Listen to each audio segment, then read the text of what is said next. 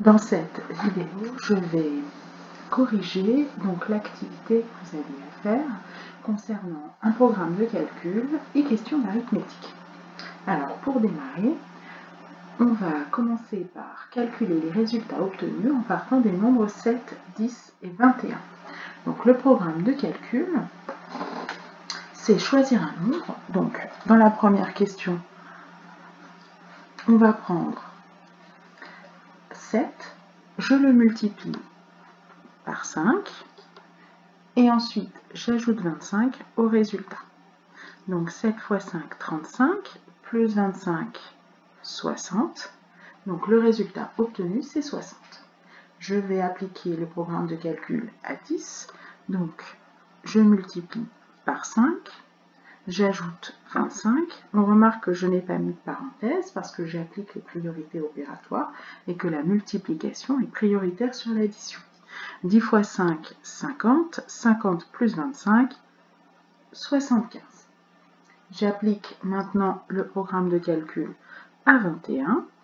Donc je multiplie par 5 et j'ajoute 25. 21 fois 5, ça va nous donner 105 plus 25, ce qui va faire 130. On demande quelle conjecture peut-on faire? Alors on voit 60, 75 et 130. Ce sont trois nombres dont le chiffre des unités est soit 0 ou 5. Donc on peut conjecturer que le résultat obtenu est un multiple de 5. Donc on peut conjecturer que le résultat du programme de calcul est un multiple de 5. Et maintenant, on va voir si c'est vrai pour n'importe quel nombre. Et pour ça, évidemment, vous savez que si on veut démontrer qu'un résultat est vrai pour n'importe quel nombre, on est obligé de passer par le calcul littéral.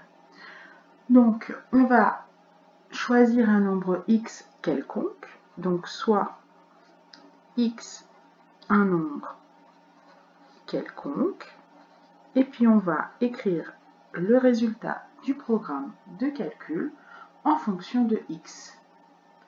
Donc, je multiplie x par 5 et j'ajoute 25. Donc, x fois 5 plus 25 est le résultat.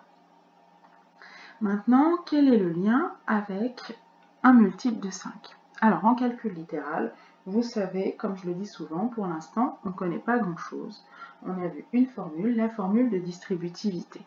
Alors, la formule de distributivité, je la rappelle, quels que soient les nombres k, a et b, on a k fois, entre parenthèses, a plus b, égale k fois a plus k fois b. Et donc, ici, si on veut l'utiliser, on voit qu'on a une somme et non pas un produit. Donc, on va être dans ce cas de figure-là. Alors, le k fois a, il apparaît avec x fois 5. Alors, on se dit que si on pouvait trouver un même nombre k qui pouvait nous permettre d'écrire 25, et bien ce serait pas mal. Et c'est le cas, puisque x fois 5, donc je le laisse tel quel, et 25, je vais pouvoir écrire que c'est aussi 5 fois 5.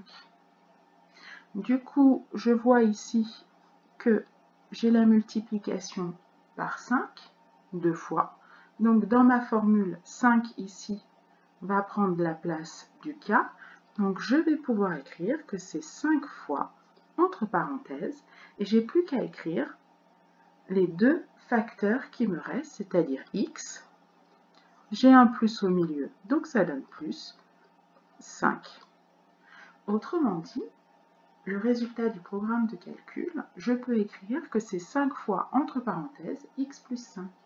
Autrement dit, mon résultat, puisque x plus 5 est un nombre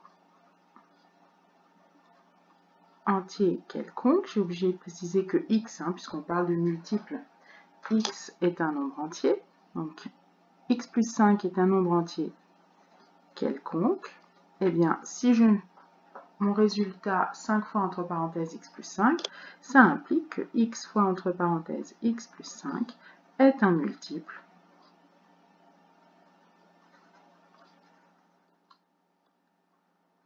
de 5. Et donc, j'ai bien démontré ma conjecture.